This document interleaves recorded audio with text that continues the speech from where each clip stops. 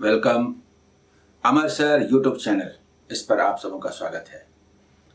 आज मैं ठीक 1 महीने बाद आपके होने वाले exam IBPS, RRB, PO and office assistant के बारे में बात करने जा रहा हूं। 1 मंथ बाकी है, काउंटडाउन शुरू हो गया।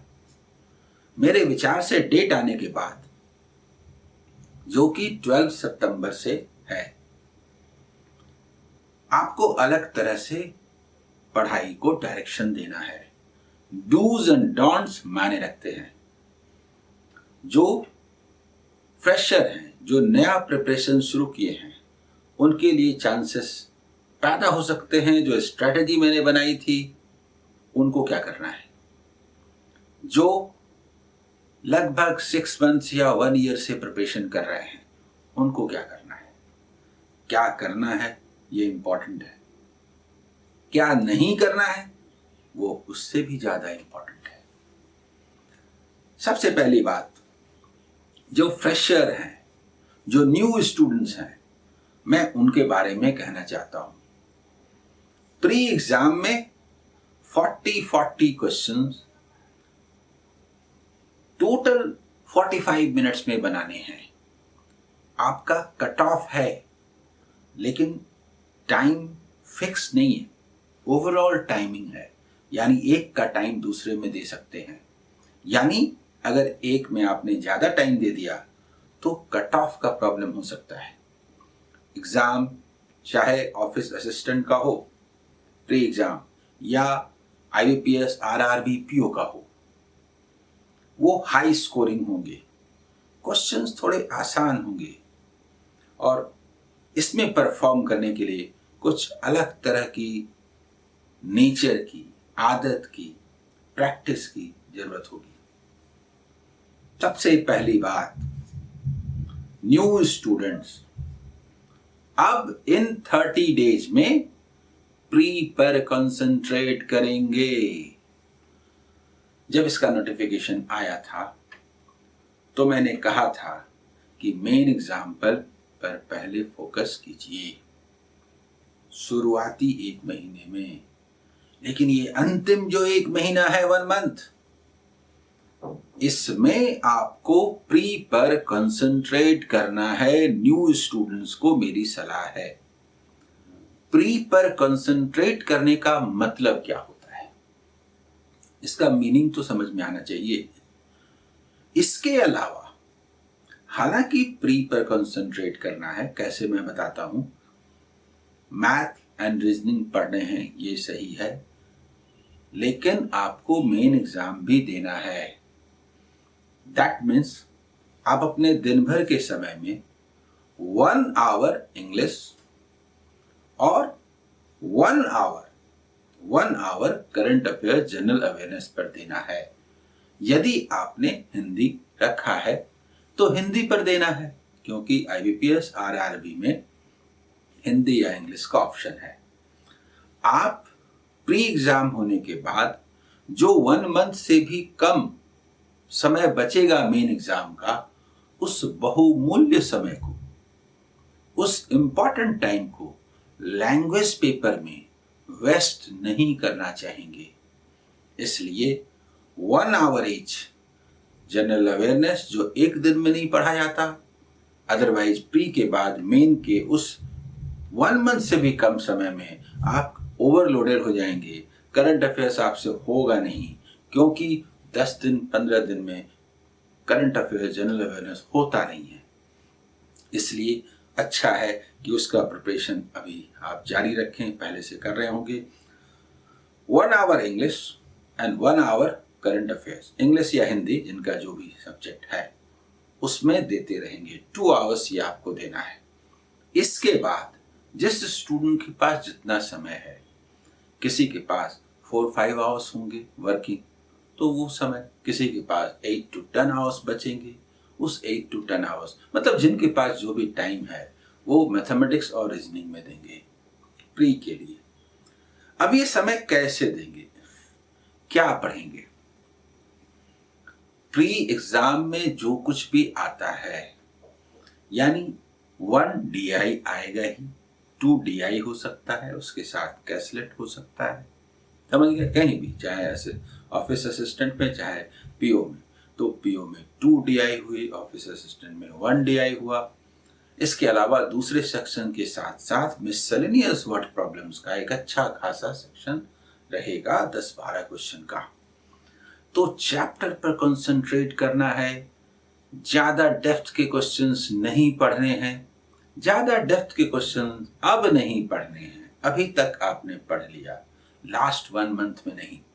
और जो क्वेश्चंस आपको आते हैं उनको जल्दी बनाने के लिए उनकी प्रैक्टिस जरूरी है। मतलब मेरी दूसरी बात, मैं ऑनलाइन टेस्ट के अगेंस्ट में बोलता रहता हूं, लेकिन टेस्ट के अगेंस्ट में कभी नहीं बोलता।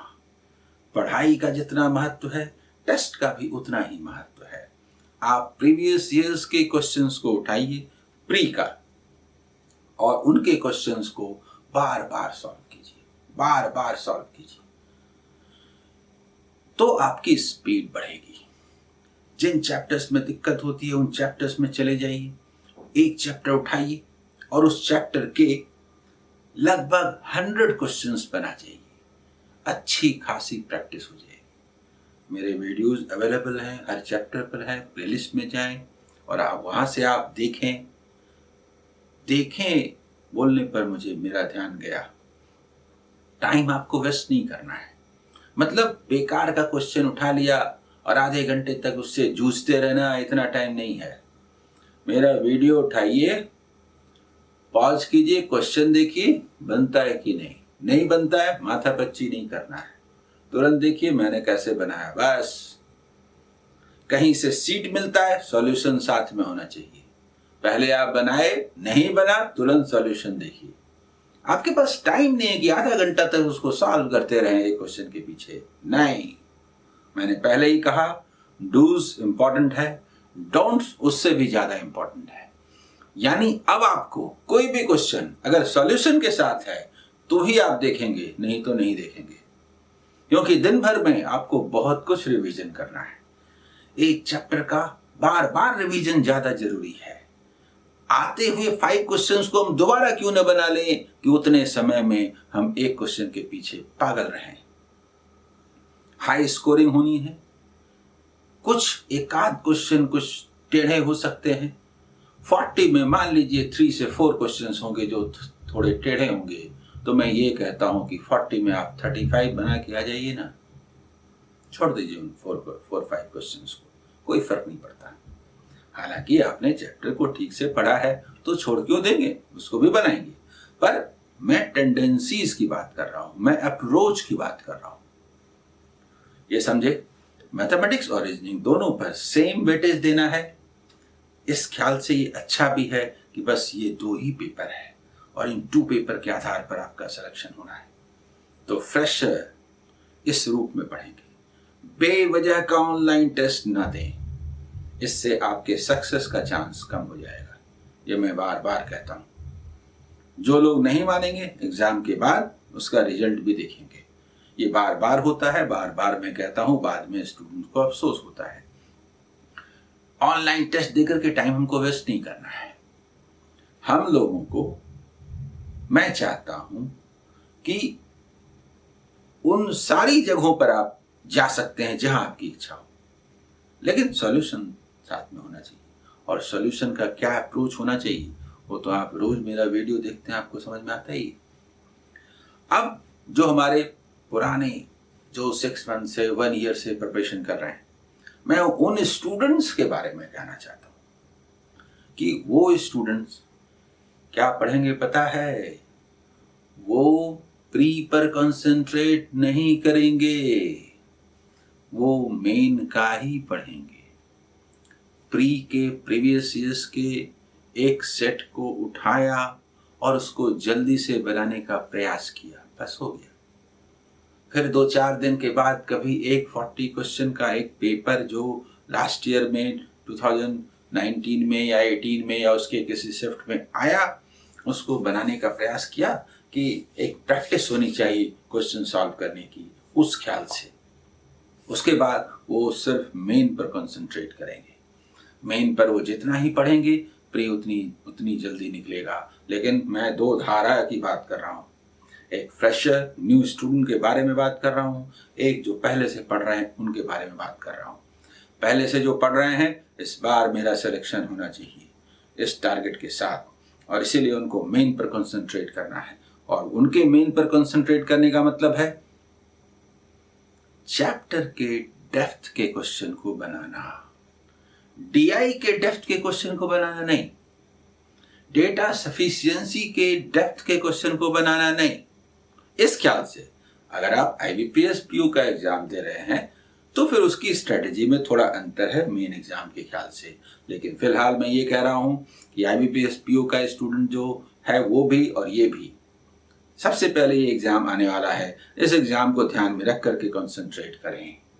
लेकिन अगर आप आईबीपीएस पीयू का एग्जाम दे रहे हैं तो करंट अफेयर्स को पढ़ते रहिए, इंग्लिश को भी पढ़ते रहिए, ये जरूरी है, इसको नहीं रोकना है। प्री से लेकर के मेन तक इसको रोकने का मतलब है आगे अपने ऊपर ज्यादा बर्डन लेना। ठीक है, तो मैं तो लगातार वीडियोस दे ही रहा हूं। बहुत सारे स्टूडेंट्स ने ये कमेंट किया कि लास्ट 30 डेज में बताइए मैं क्या करूं। तो मैं ये कह रहा हूं, बी कूल एंड काम। आप अच्छा पढ़ रहे हैं, जहां भी मैं ऑनलाइन पढ़ा रहा हूं, देख रहा हूं, हर प्लेटफॉर्म पर मेरे स्टूडेंट बहुत बढ़िया कर रहे हैं। अपने इस फ्लो को वो बनाए रखें, इसको टूटने ना दें। अंतिम समय तक इस फ्लो को बनाए रखना जरूरी है। मैं उन पुराने स्टूडेंट्स को जिन्होंने कमेंट किया है, जिन्होंने मुझसे आग्रह किया वीडियो बनाने का, मैं उनसे ये कहना चाहता हूँ कि आप अच्छा पढ़ रहे हैं, आपका सिलेक्शन होने जा रहा है, मुझे दिखाई देता है आपका सिलेक्शन। आप इस फ्लो को बनाए रखें और बढ़ते रहें। जो भी मैं वीडियोस देता हूँ, चाहे वो प्री का हो चाहे मेन का हो, एग्जाम को ध्यान में रख करके ही देता हूँ। आप उनको जरूर देखें। अगर वो हाफ एन आवर का वीडियो है तो बस हाफ एन आवर आपने देखा, वो भी कोई जरूरी नहीं है कि आप हाफ एन आवर देखिए। अगर उसमें 5 क्वेश्चंस हैं तो आपने फर्स्ट क्वेश्चन को खुद ही बना लिया, बात खत्म, आगे बढ़ जाइए। रोक रोक करके बनाते जाइए। शायद कोई 1 क्वेश्चन बनाने में दिक्कत होगी तो फिर वीडियो को देखिएगा कि आखिर उसमें मैंने उसको कैसे बनाया है, किस अप्रोच से बनाया है। मेरे वीडियोस आपके सक्सेस का मार्ग प्रशस्त करेंगे। मैं आपके साथ हूं, हर कदम पर साथ हूं, आगे बढ़िए। मैं आपको लगातार आपका मार्गदर्शन करता रहूंगा। All the best.